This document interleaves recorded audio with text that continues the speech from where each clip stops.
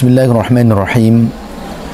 Saudaraku sekalian rahimakumullah, dalam hidup ini supaya hidup kita selalu berkah, diridhoi oleh Allah Subhanahu wa taala,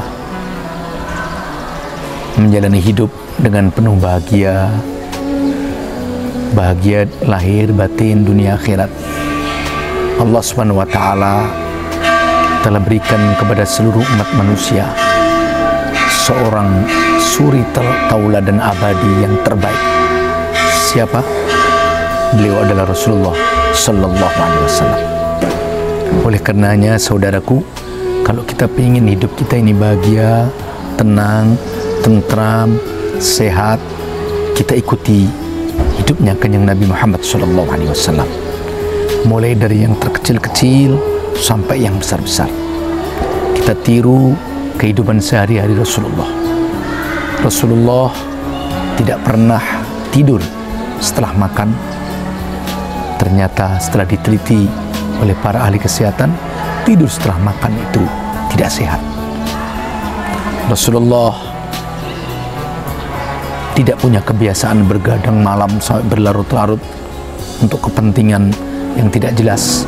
Beliau punya kebiasaan tidur awal, kemudian bangun awal, lalu sholat tahajud. Rupanya gaya hidup yang seperti ini, inilah gaya hidup terbaik menurut para ahli kesehatan modern. Rasulullah Sallallahu Alaihi Wasallam kalau makan tidak pernah sampai kekenyangan. Rupanya menurut ahli kesehatan, makan terlalu kenyang itu tidak sehat. Rasulullah Sallallahu Alaihi Wasallam dalam sebuah hadis mengajarkan kepada kita untuk tidak bernafas di dalam wadah yang di situ ada air yang mau kita minum, air yang kita minum.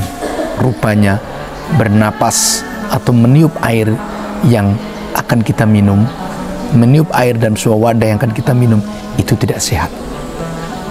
Subhanallah, saudaraku sekalian rahimakumullah, padahal Rasulullah hidup 1400 lebih tahun yang lalu, di mana belum ada sekolah kedokteran, belum ada fakultas kesehatan, belum ada ilmu biologi dan lain sebagainya.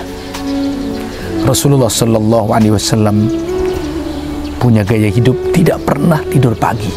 Rupanya tidur pagi itu menurut ahli kesehatan modern tidak sehat. Rasulullah Sallallahu Alaihi Wasallam mengajarkan silaturahim, memperbanyak kawan, memperbanyak jaringan, penuh dengan senyum. Rupanya banyak kawan, banyak jaringan, ketemu orang senyum. Inilah gaya hidup yang paling sehat, gaya hidup yang baik untuk sebuah kehidupan sosial yang baik. Rasulullah Sallallahu Alaihi Wasallam selalu menjaga kebersihan melalui wudu, melalui mandi besar. Rupanya bersuci, wudu, mandi besar itu sangat menyehatkan. Rasulullah Sallallahu Alaihi Wasallam punya gaya hidup disiplin tingkat tinggi, rajin, tekun, 5 waktunya tepat waktu, jamaah. Rupanya ini hidup yang sangat sehat. Pendek kata, saudaraku rahimakumullah, kita tidak usah bingung-bingung bagaimana cara hidup bahagia, sukses itu. Tirulah Kanjeng Nabi Muhammad SAW. Rasulullah SAW ketika menerima ujian dari Allah, sabar, ridho. Rupanya sabar menghadapi sebuah cobaan hidup, dan ridho itulah mental yang sehat.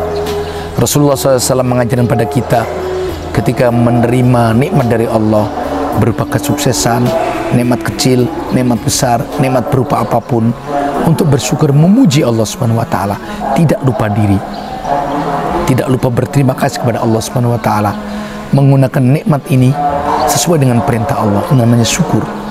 Dengan syukur nikmat akan ditambah. Sabar, syukur, rajin, tekun, disiplin. Inilah gaya hidup Kanjeng Nabi Muhammad Sallallahu Alaihi Wasallam. Alangkah indahnya jika kita mampu meniru junjungan kita Rasulullah Muhammad Sallallahu Alaihi Wasallam. Dan kebaikan hidup Kanjeng Nabi ini, pengaruh Kanjeng Nabi ini ditulis oleh seorang pengarang buku namanya Misselhead.